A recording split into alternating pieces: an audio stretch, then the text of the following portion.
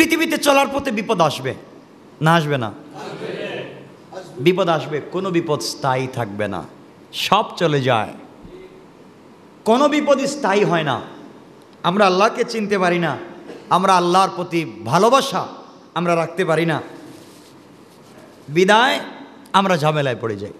তো আমি আপনাদের কাছে খুব সংক্ষেপ করে যে আমলটার কথা বলতেছি, খুব সংক্ষেপ করে যে আমলটার কথা বলতেছি, দুনিয়ার জমিনে 3 জিনিসের আমরা সমস্যায় ভুগি।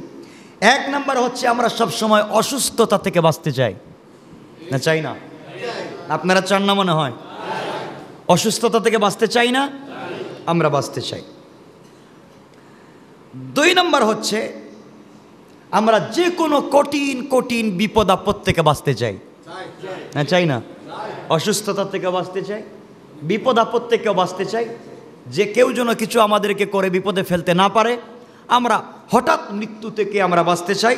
3 নাম্বার হচ্ছে আমরা আর কিছু পারি আর না পারি, সন্তান চাই। কি চাই? বিয়ে করলে সন্তান চান না? না, দরকার নাই? কে এমন আছে কোন বাবার মা যে তার সন্তানের দরকার নেই? আছেননি? সন্তান চাই। তাহলে যারা অনেকে আমার কাছে প্রতিদিনই তো বলেন, হুজুর সন্তান হওয়ার একটা আমল দেন, এত লম্বা আমল দেওয়ার তো সুযোগ নাই, আমার কাছে আছে, আপনারা চাইলে লম্বা আমলগুলো আপনারা ট্রাই করতে পারেন লাইফে। কথা বুঝতে পেরেছেন? কিন্তু আপনাদেরকে আজকে আমি ছোট্ট এই কথাটা বোঝাতে চাইব, বিপদ আসবে, বিপদ আসবে। বিপদ থেকে বাঁচবার কৌশল আল্লাহ আমাদেরকে শিক্ষা দিয়েছেন। 1 নম্বর হচ্ছে, আমরা যে আজকে যে কথাটা বলছি আমলের কথা, আমার কষ্ট হচ্ছে এই জায়গায়, আমরা বিপদে পড়লে, ঝামেলায় পড়ে গেলে কারে ডাকি?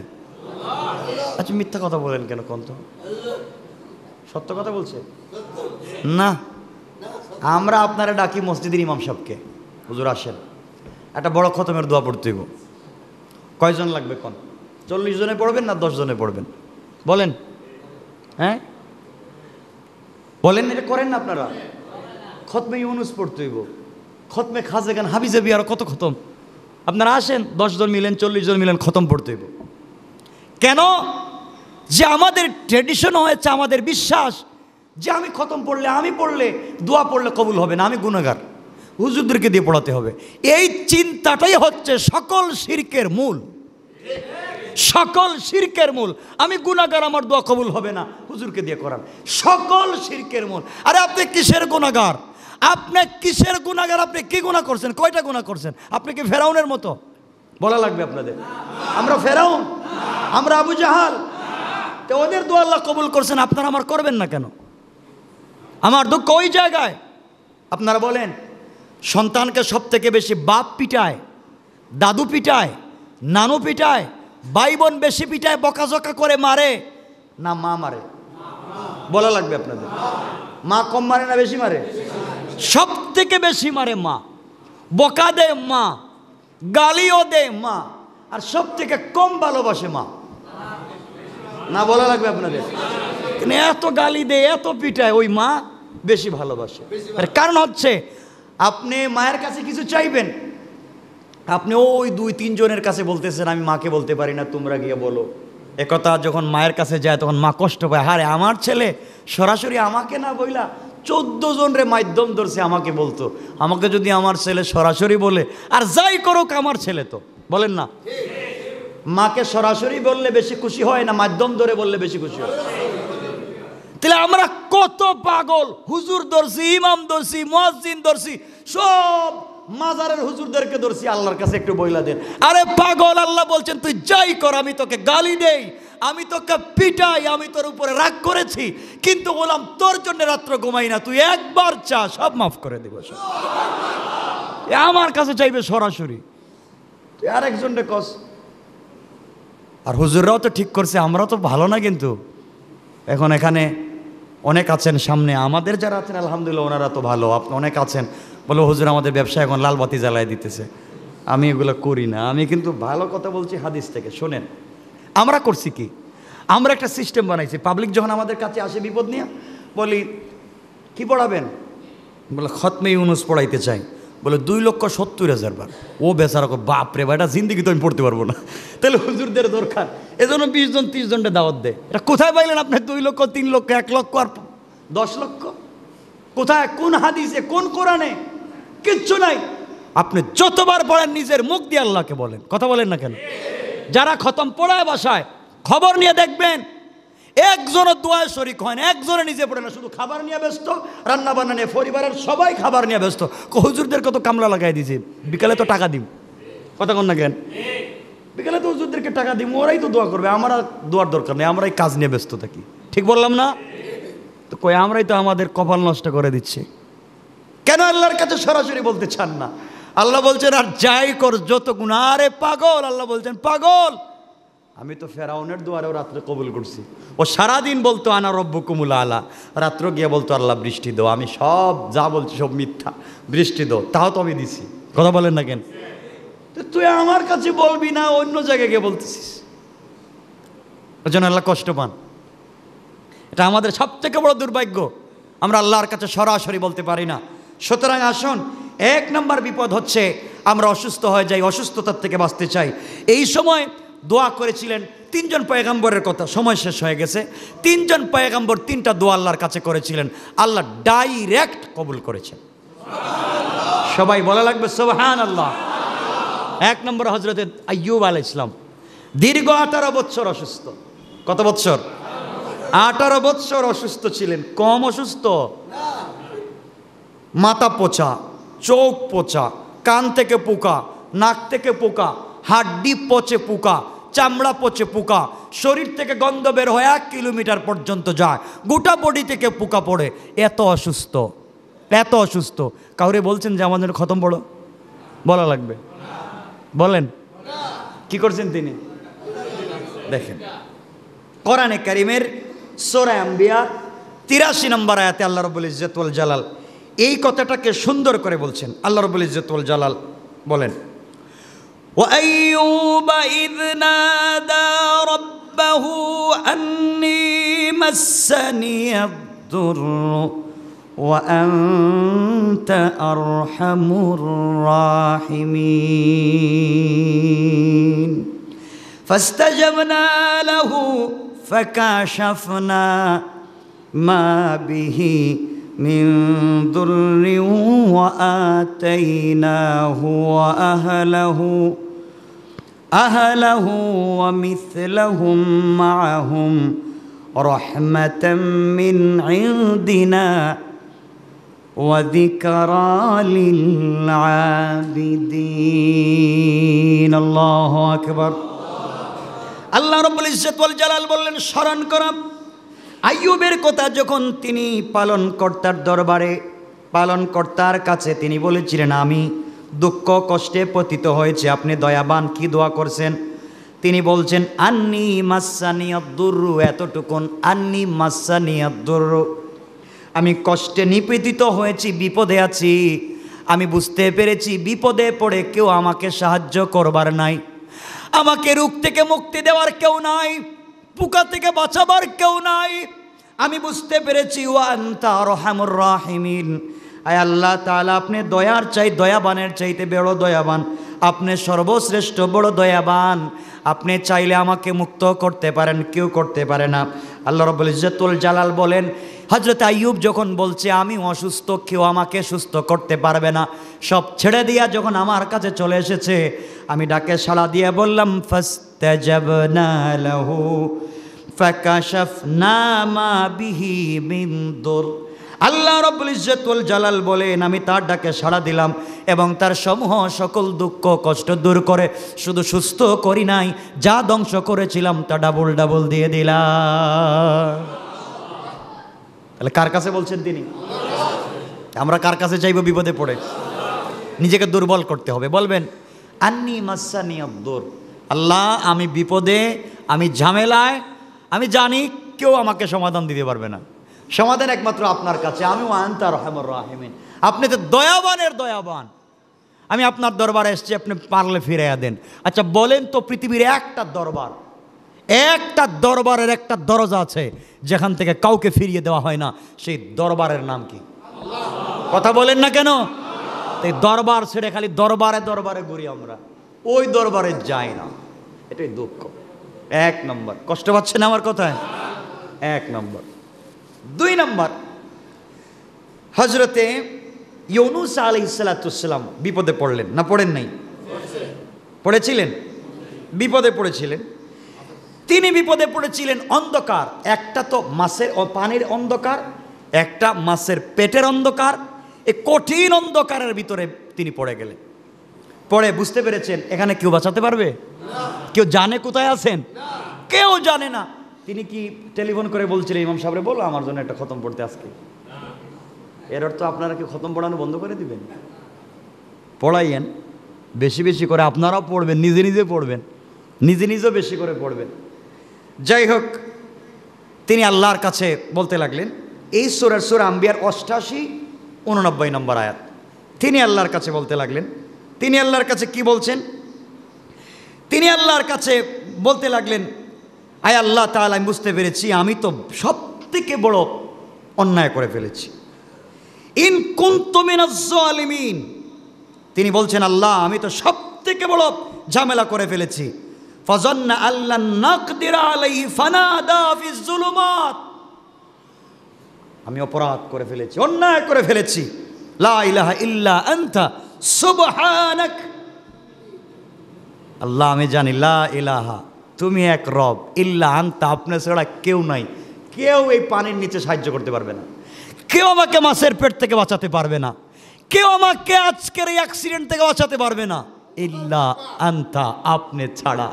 আল্লাহ যখন বলেন, দেখেন গোলাম সব বাদ দিয়ে বলতেছে আপনি, আপনি।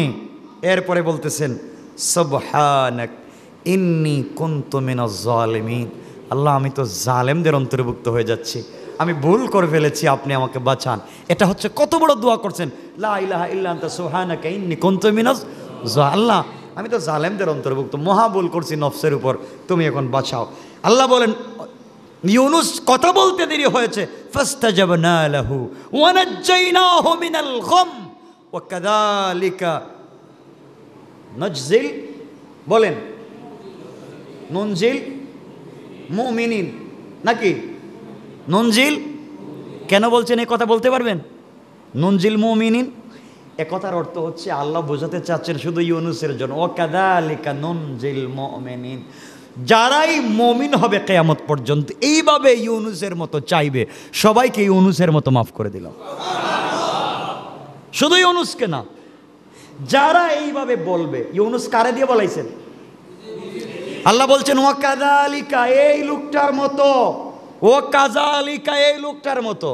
এই লোকটা কে? হ্যাঁ এই তো বুঝছেন এখন। এই লোকটা কারে দিয়ে বলাইছে? ইউনুস কাকে দিয়ে বলাইছেন? নিজে বলছেন। আল্লাহ বলছেন ও কাযালিকা, এই লোকটার মতো যারা আমার কাছে বলবে, এই লোকটাকে যেভাবে বাঁচাইছি তোমাকেও সেভাবে বাঁচাবো। আল্লাহ, এই জায়গায় তো ভুল করতেছি। আল্লাহ বলছেন ডাইরেক্ট কো নুনজিল মুমিনিন, কিয়ামত পর্যন্ত দিয়ে দিলাম। যাক অনেক লম্বা কথা। আল্লাহ বলছেন এভাবে আমার কাছে যাও, নিজেকে ছোট করো, আমাকে বড় করো, নিজে গুনাহ করছো স্বীকার করো, মাফ। কয়টা বলছি? কয়টা দোয়া বলছি? এক নাম্বার বলছি আপনি বলবেন রব্বি আন্নি মাসানিয়াদ-দুর। রব্বাহু বলছেন আল্লাহ, আপনি বলবেন রব্বি আমার রব, আন্নি মাসানিয়াদ-দুর, আল্লাহ আমি জানি আমি অপরাধী, আমি অন্যায় করেছি, মাসানিয়াদ-দুর, আল্লাহ আমি জানি কষ্টে বিপদে পড়ছি, ওয়া আনতা আরহামুর রাহিম, তুমি ছাড়া কেউ নাই। আর ইউনুস বলতেছেন কি? লা ইলাহা, আল্লাহ আমি বুঝতে পেরেছি তুমি এক, কেউ শরীক নাই, এই বিপদে কেউ বাঁচাতে পারবে না, কেউ নাই, আপনি পবিত্র, কেউ পবিত্র না আপনার মতো, আমি জালেম, আপনি আমাকে বাঁচান, আমি জালেম, ইন্নী কুনতু মিনাজ জালিমিন। আল্লাহ বলছেন যাও, স্বীকার করছো, মাফ।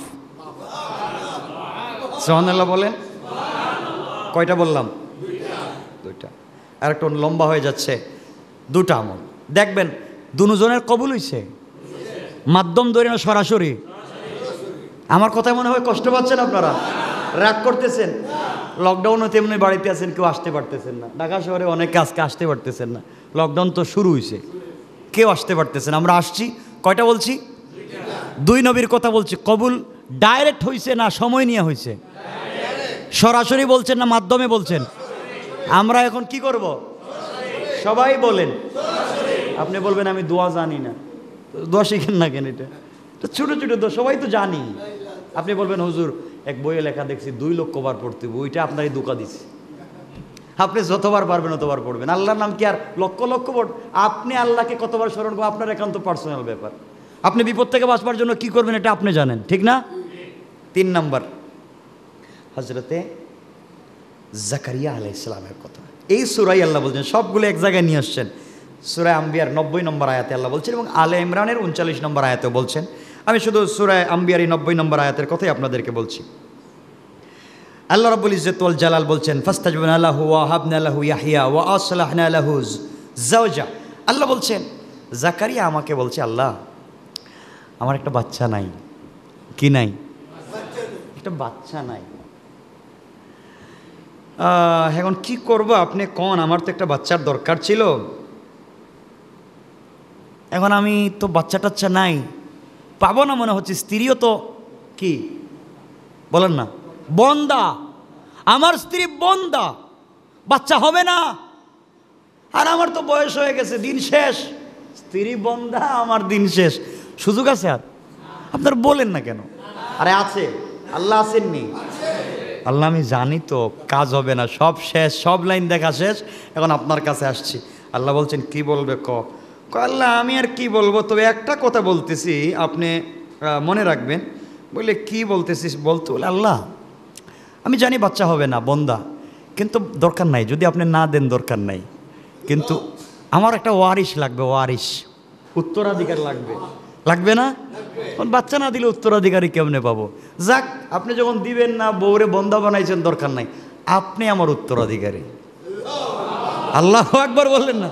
আরে কোরআনে ডাইরেক্ট শব্দ, ডাইরেক্ট। আলে ইমরান দেখেন 39 নম্বর আয়াত, ডাইরেক্ট। আল্লাহ আমি আর কিছু বুঝতেছি না, আপনি আমাকে বাচ্চা টাচ্চা দিবেন না, এখন আপনি আমাকে কাজ করেন। আপনি আমাকে যখন বাচ্চা দিবেন না, আপনি আমার কি? ওয়ারিশ। আল্লাহ বলেন দেখো, চিন্তা করো, এখন ওয়ারিশ আমারে বানাইতেছে, আমারে বলতেছে আমি তার ওয়ারিশ, তার সম্পদ দেখাশোনা আমি করতাম, বাচ্চা টাচ্চাটা হবে না, বন্দা হয়ে গেছে, আমি ওয়ারিশ হওয়ার চাইতে বাচ্চা একটা দিয়া দিই। আল্লাহু আকবার! কি সুন্দর করে বলছে আল্লাহ, আমাকে দিবেন না জানি, কিন্তু আমার ওয়ারিশ লাগবে। এখন ওয়ারিশ যখন আর কেউ নাই, আপনি আমার ওয়ারিশ। আল্লাহ বলেন যা, যখন বলছো ওয়াসলাহ না লাহু যাওজা। আল্লাহ রাব্বুল ইজ্জত ওয়াল জালাল বলছেন ওয়াহাবনা লাহু ইয়াহইয়া। ইব্রাহিম হযরতে জাকারিয়া আলাইহিস সালাম, হযরতে জাকারিয়া আলাইহিস সালাম 39 নম্বর আয়াতে আল্লাহ বলছেন, জাকারিয়া নামাজের মধ্যে ছিলেন। জাকারিয়া নামাজের মধ্যে ছিলেন, ফানা, তিনি নামাজের মধ্যে ছিলেন, মানে মসজিদের ভিতরে মেহরাবে নামাজ পড়তেছেন, দাঁড়ায় আছেন। এমন সময় ফেরেশতা গেছেন, গিয়ে বলছেন জাকারিয়া সুসংবাদ নেন। বলে কিসের সুসংবাদ নিব? ইউবাশশিরুকা বিয়াহইয়া। কিসের সুসংবাদ? বলে একটা সন্তান হবে, নাম রাখবেন ইয়াহইয়া। বলে কি কও, আমার স্ত্রী না বন্দা? কেন? আপনি না আল্লাহরে বলছেন ওয়ারিশ, আল্লাহ বলছেন এগুলোর দরকার নাই, তুমি তোমার ওয়ারিশ নেও। আল্লাহ তোমার কথা এত বেশি খুশি হয়েছেন, তোমাকে একটা বাচ্চা দান করেছেন। আল্লাহু আকবার! আল্লাহকে তবে বলতে হইব, পারবো না ইনশাল্লাহ। এই দোয়াগুলো, এইটার লম্বা দোয়া আছে, জাকারিয়া আলাইহিস সালাম আল্লাহর কাছে দোয়া করছেন, লম্বা দোয়া, এগুলো অনেক লম্বা কথা, হাদিসেও আছে। সন্তান পাইছেন, এই জন্য যারা সন্তান পাইতে চান জাকারিয়ার মতো দোয়া করবেন। আর রসুল বলছেন যারা সন্তান পেতে চাও, সন্তান হচ্ছে না, স্ত্রীর সাথে মেলামেশা করার সময় শুধু দোয়া করবা, 2 রাকাত নামাজ পড়ে, আল্লাহ আমার যদি একটা বাচ্চা হয়, বাচ্চার নাম রাখবো মুহাম্মদ, ছেলে হোক মেয়ে হোক, নাম রাখবো মুহাম্মদ। আল্লাহর রসুল সাল্লাল্লাহু আলাইহি ওয়াসাল্লামের এই নামের বরকতে অনেক মুহাদ্দিসিন, মুফাসসিরিন, মুহাক্কিক, ওলামায়ে কেরাম বলছেন এই নামের ওসিলায় আল্লাহ অবশ্যই 100 বছর হইল একটা বাচ্চা দিবেন ইনশাআল্লাহ। আল্লাহ কবুল করুক। আল্লাহুম্মা সাল্লি আলা মুহাম্মদ ওয়া আলা আলি মুহাম্মদ কামা সাল্লাইতা ওয়া সাল্লামতা আলা ইব্রাহিম। সবাই আমার জন্য দোয়া করবেন। আপনাদের দোয়ায় আমি ভালো আছি, বেঁচে আছি। আমি আপনাদের জন্য দিল থেকে দোয়া করব। অনেক সময় নিয়ে ফেলেছি। এই 3 জন পয়গাম্বর সরাসরি দোয়া করছেননি? সরাসরি না? তা আমরা কেমনে দোয়া করব?